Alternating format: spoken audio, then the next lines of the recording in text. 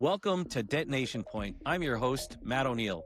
I was with the U.S. Secret Service for 25 years and retired as the Deputy Special Agent in charge of the Cyber Operations part of the Criminal Investigative Division. In Detonation Point, I'm going inside the fight against cybercrime, hearing directly from defenders in government, infrastructure, and enterprise who are racing to stay ahead, because cybercrime isn't slowing down, and neither can we. Welcome to Detonation Point, presented by Elastio. Welcome back, everybody, to Detonation Point, presented by Elastio. This week, I have Logan Harris. Today's all about drones, which is an area I spent a lot of time in my other work doing. But Logan founded Spotter Global, which, as I understand it, essentially created a new category for compact surveillance radar. That's correct.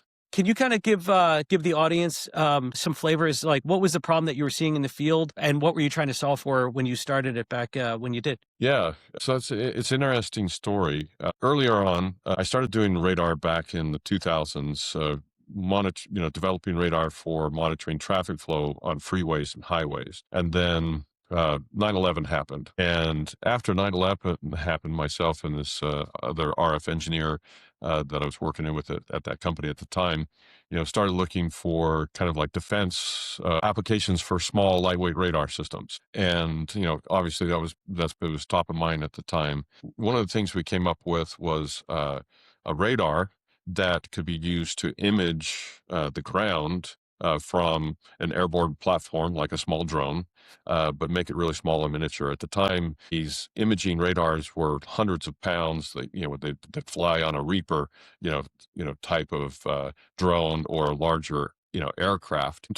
This is when drones were just starting to kind of come into military use. So the Boeing Scan Eagle, if you've heard of that, it was in the movie Captain Phillips. They used that for doing surveillance. But it was used a lot by the Marines over in Iraq and Afghanistan. So anyway, we developed this 2-pound synthetic aperture radar, which was unheard of at the time, using a kind of a different technique and kind of whole different approach. And then this guy at DARPA saw what we were doing with SAR, and he was involved with some special forces groups that were going out on what they were calling these village stability operations, VSOs, and they needed some sort of detection method that could see out 500 meters, 1,000 meters, give them a heads up alert that something's coming in on them, but could fit in a backpack and be easy to use. Because at the time, likewise, ground surveillance radars were these huge, massive things, hundreds of pounds. It had a team of 3 to operate it, had to go through a lot of training. Obviously, it wasn't very practical for a group of, 5 or 6 Green Berets or Navy SEALs going out into a village to do that. It just wasn't scalable for that type of thing. So this guy from DARPA came to us and said, "Oh, well, you did a 2-pound SAR. Why can't you do like a 1 or 2 pound ground tracking radar?" And we said, "Oh yeah, well, I think we could do that." So we did a little, demo for them, and they got a little bit of money for us to do some more prototyping. And after that, I just wanted to focus on the ground radars, and that's when I formed Spotter to go after the ground market. So we developed this whole new category, particularly driven by the special forces groups. So SOCOM's been a customer of ours. We've been shipping production units since early, January 2011. So it took us about a year and a half from when we started the company to go into production, which is pretty fast. But we were building on all the work that we'd done in the previous, 10 years, all this radar development, and we'd leveraged all of that to deliver it. So that's how we got into this, compact surveillance radar and made it this new category. And that started that. And then in 2013, a number of events happened. One, there was the government sequester, and so there's a huge drop-off in spending. A lot of our government contracts just dried up and went away. But at the same time, there was an event in the United States where a couple of people with rifles shot up a substation in California called Metcalf. I'm not sure if you heard about that one. It came out of the Wall Street Journal with this study that the Federal Energy Regulation Commission said, if you take out 9 critical substations across the United States, of which there's about 400. But if you take out 9 spread out, you'll get a cascading failure of the grid, and the whole grid in the United States can collapse just with that. And then that just changed the industry for the electrical utilities. Now, they had to look beyond their fence line because the attacks could come from anywhere. And now it's coming from drones. So that's how we got into this business. That's kind of our story. And now we're looking at ground, water, and of course, drones in the air. Yeah. So how has it changed over the last several years as far as drones getting maybe faster, more agile? Do your radars have to go further out? Whereas before it was a couple kilometers, now they want 5 kilometers. Has that changed much? Or I guess a better way to ask is, how has the threat landscape changed in the last 3 to 5 years with the rapidly changing technology in the drones themselves? Yeah. I mean, before the Ukrainian and Russia conflict, they're using wireless primarily for the drones. And so the threat of dark drones, even while it was there, wasn't that top of mind type of thing. And that's changed. And I've got some pictures probably I should pull up here. I can show you. So it's really pretty scary, actually, what's happened. I first heard about the fiber optic drones in December of 2004. And now you can find it on Alibaba. And that's what I'm going to bring up here. Yeah. Is show you how that works. Yeah, because it's like for $500 you can get like a fiber optic. I guess, like, can you explain it to the audience? Like, it's literally tied. It's like tethered. Is that how it works? And then the drone flies and it's just being controlled through that fiber optic, or? Yeah, correct. Yeah. So I'll describe it for those who are just listening. So you think of these first-person view, manually controlled drones. They fly at high speeds. Well, they've attached a little cylinder on the bottom of them, which has a spool of this, really small fiber optic cable. It's pretty strong. It's kind of like about the size of a hair on your head. Really quite thin, but it's really strong piece of glass, and it spools out as they fly it. So what that means, it's a fly-by-wire. So there's no RF emissions. You can't jam it. It's not using GPS. So it's basically a fly-by-wire guided missile. That only costs like less than $2,000. That's why I want to bring this up here. Is I just clicked on a link to the Alibaba site where you can get a fiber optic kit. Here 30 kilometers, and it is $371. And there's your kit. You can get this kit off of Alibaba. So we went from like proof of concept, initial use in theater in December 2024, and this was available about a year later. And so it's not just a problem, for Ukraine and Russia using this. Now it's available everywhere. So if you are a law enforcement agency trying to protect a facility, or you're a private company trying to protect a facility, and if it's using fiber optic, am I right to say that radar doesn't detect it? No, radar is one of the only things that can detect it. It is. Okay. Yeah. So what has been used a lot in the past is what we call RF sniffers or RF DF, basically a spectrum analysis. You're looking for a particular signature or a protocol that's being used between the command and control station, what they use to fly it with, and the drone. And that's been a wireless link. And so these RF sniffers no longer are functional, because if you fly with this, there's nothing to sniff. It's going over the cable. So radar operates on a different method. It's just like the radar that first developed during World War II. It's basically looking at things that move, or it sends out an RF transmission. Basically, it broadcasts an RF transmission that bounces off all the stuff its field of view, comes back and is received and then analyzed by the radar to see what's there. So whether it's transmitting something or not, it'll see it.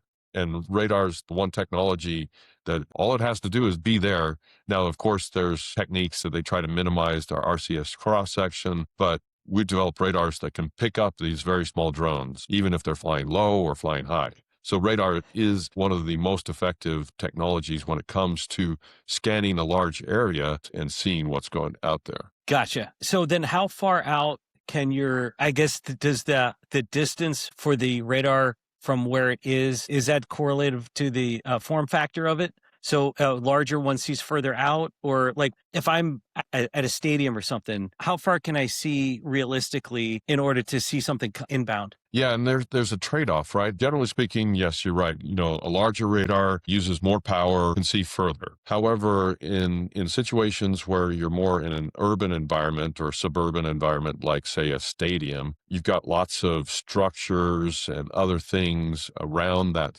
stadium that could be obstructing the field of view and also causing the radar to get into a state that we call saturation. Think of it as like if you're taking a camera and you're trying to take a picture and you got this bright light shining at you, it washes out your camera. So it's like taking a picture of the sun. So if you think about it, like this is an example of a large radar system, and it has quite a far range. I mean, it can go 10 kilometers, I think, on this one. But if you put this one on top of a stadium and it's got buildings around it, all of that energy is going to reflect back, and it's going to, in essence, blind itself.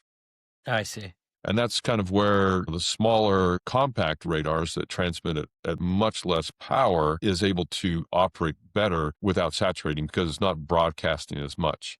And so there's a trade-off to that. As we go into less power and less energy, and particularly focused in a beam, then you're going to get less range. That's a trade-off, but that's at the same time, you don't have such an unobstructed, field of view in, say, like an urban environment. Got it. So when people talk about dark drones, they're referring to drones that are not being controlled by RF.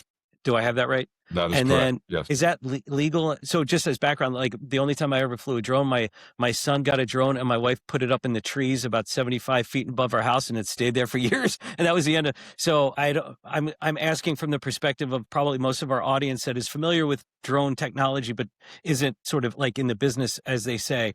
So are they legal in the U.S.? Yes, Okay. they are. Like, for instance, you can take pretty much any off-the-shelf drone, and they have something called waypoints. So you're not necessarily controlling it manually. So you can program it to go to these points without control. And at that point, you can turn off the controller and it's running on its Wow. own autonomously.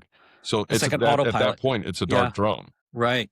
So that's like a commercial pilot who sets up his waypoints to go flying. It's basically the same thing, except it eliminates the need for a pilot. Over the last few years, there's been a lot of conversations about some of the regulatory challenges of, okay, I see a drone, I'm concerned about it. What do I do about it? It reminds me of a story in the 90s when Frank Corder, and I might have this wrong, and so I know all of my old-time Secret Service guys will yell at me if I get it wrong, but Frank Corder flew a Cessna into the White House, and they saw it coming, and during the press conference, they asked the Secret Service spokesperson, what do you do? And he said, we only had time to duck.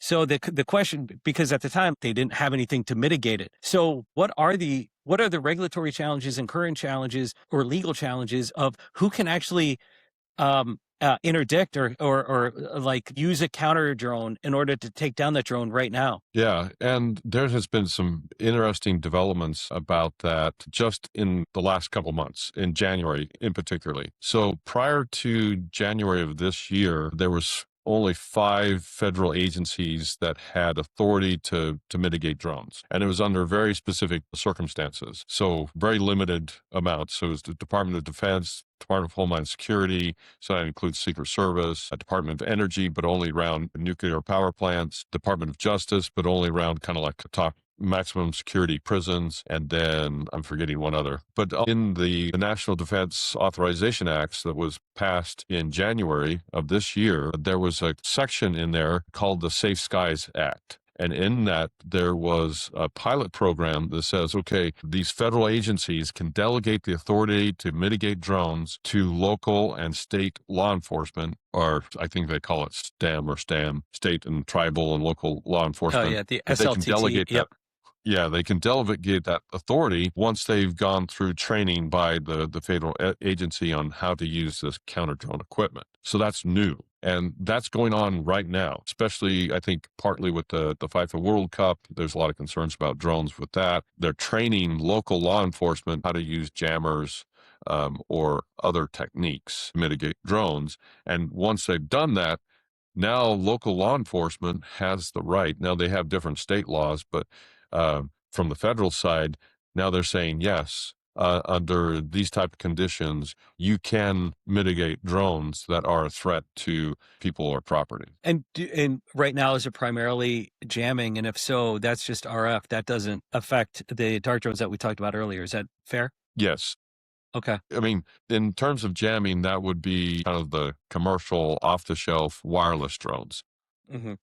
For things like, what I was talking about here with the video AI guided drones that, again, they're not being controlled wirelessly, or these fiber optic drones, jamming it won't do anything. And then in that case, you have to use something physical, either a drone that captures a drone, or a drone that runs into a drone, or shoot it down.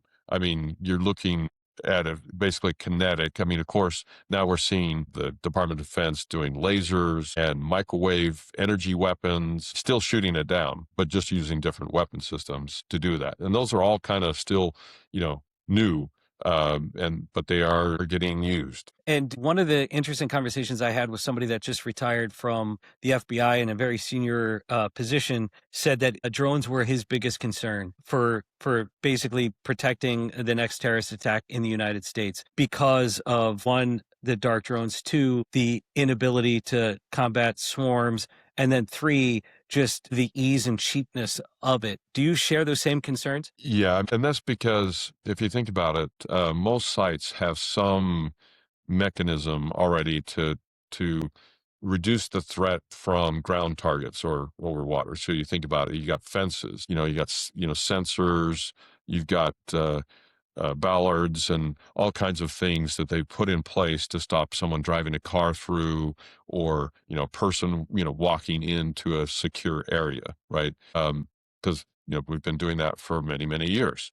On the flip side, you think about it, well, drones are relatively new, and in the past, aircraft have been very expensive. I mean, even a cheap aircraft is 150 grand. So it's not like, anybody can buy it. But there's an interesting statistic that I saw recently that said they did a poll, and I forget if it was Reuters or something like that, but polled like 12,000 people in the United States, and found out that about about 12% of all people in the United States have a drone. Just kind of calculating that Wow. out, that makes it roughly about 30 million drones are out there in the United States.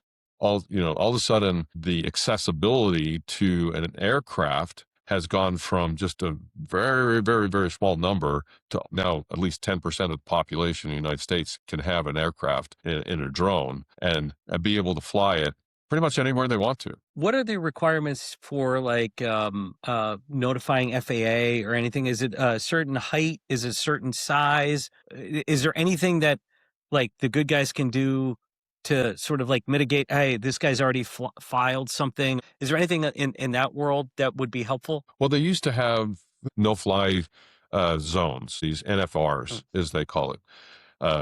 And DJI, one of the, of course, the most popular drone manufacturer out there, had implemented so that these NFRs, kind of like normal, in normal usage, if there was an NFR, they would stop the drone from flying into those NFRs. They disabled that last year. So now, even though the NFRs are there, it might pop up a little warning saying, there's, flight restrictions in use, but it's not going to stop them. So it's gone.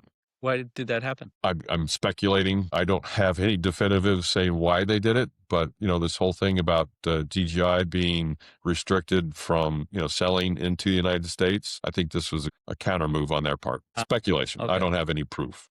Gotcha. If you were in charge of protecting a facility, the Capitol or something like that, what are the first three things that you would do? Obviously, this would be the top of mind threat. But knowing some of the abilities of the bad actors, like what guidance would you provide? Well, I would start, it's always a layered approach. There's not one technology that solves all problems. And you also have to have procedures in place. I would start with remote ID.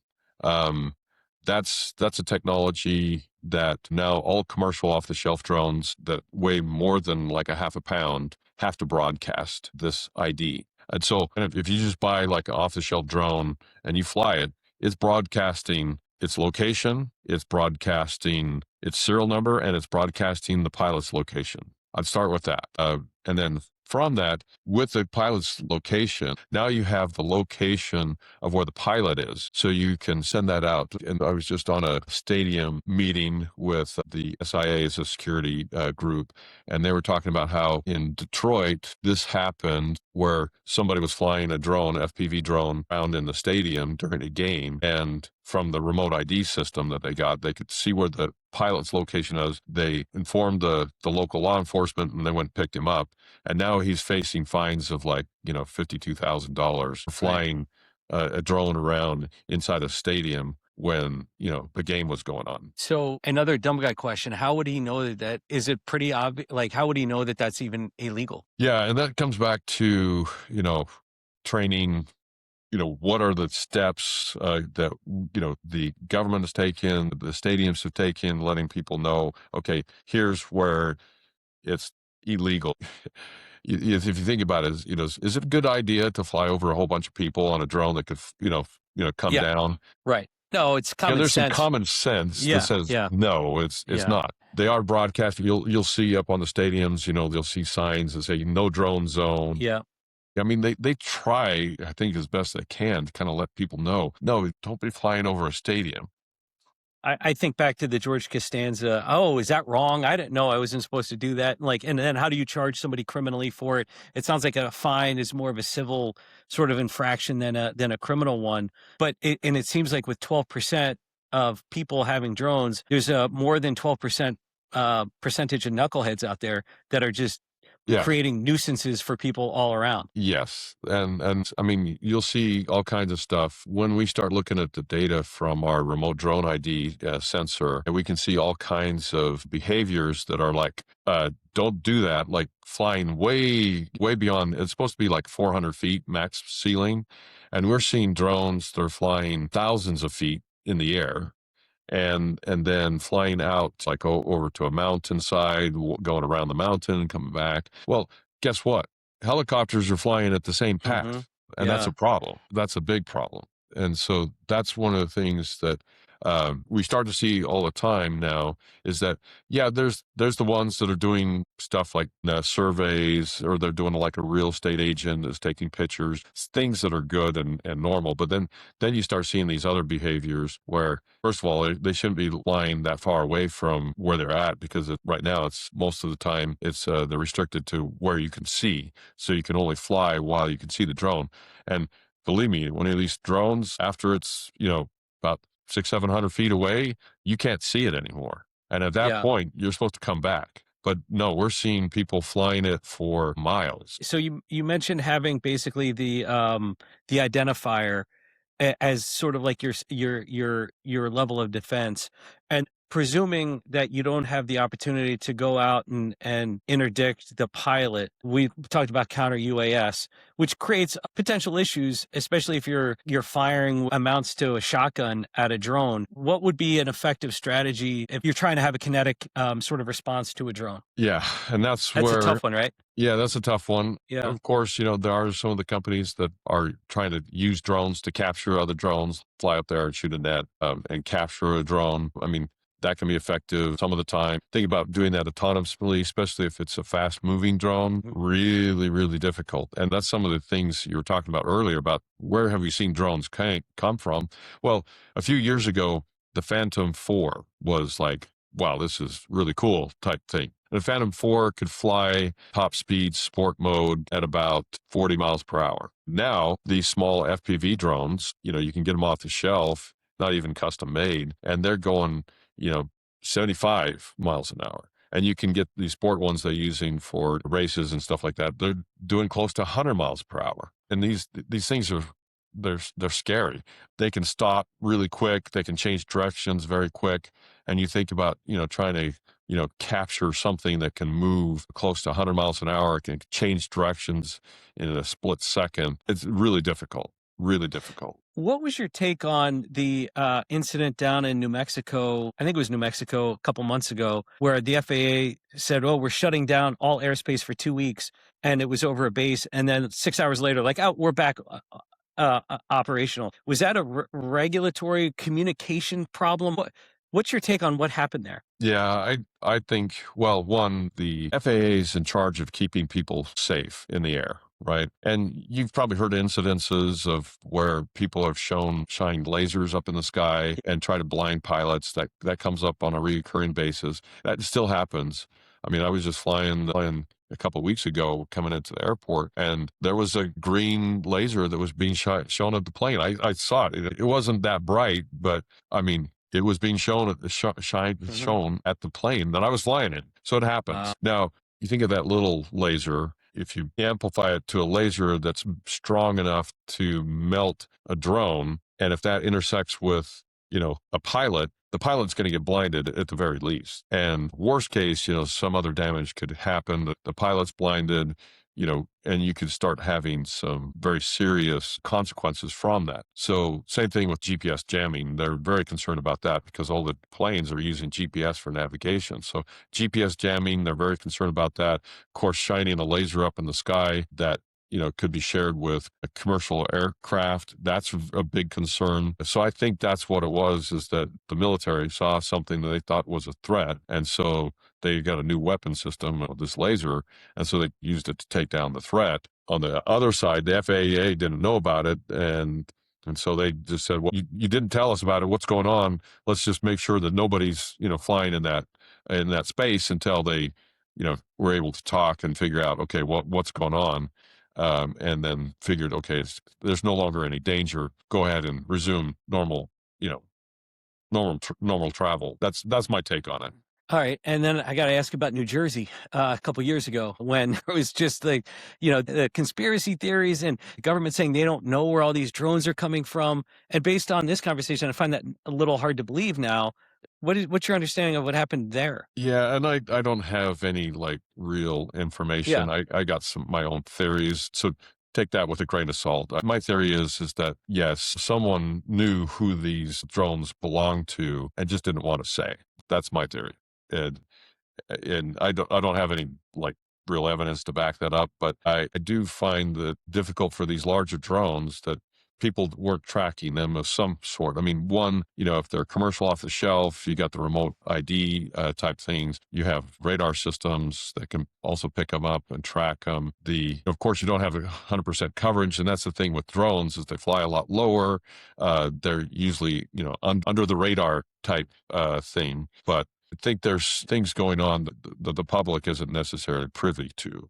Sure. And this might be the same case. And then it creates panic, and then people see Yeah. things. I mean, eyewitness testimony is always the least reliable, as they say. So every time you see something in the sky, oh my gosh, it's this, that, and where it might not be. One of the things that is interesting to me is, especially with the backdrop of the Ukraine war and some of the other stuff happening around the world, is it seems like every time a detection method improves, the bad actors or operators find ways around it. So where are we right now in that cycle? Especially with dart drones specifically, are defenders ahead, behind? Are we keeping pace? What's your take on sort of the life cycle that we're in right now? Yeah, we're behind. The defenders, I would say, is behind. The offensive drone capabilities right now are outpacing both in performance and cost than the defensive capabilities. And we're seeing that playing out right now in Iran, where we're shooting $4 million Patriot missiles to take down a $30,000 drone.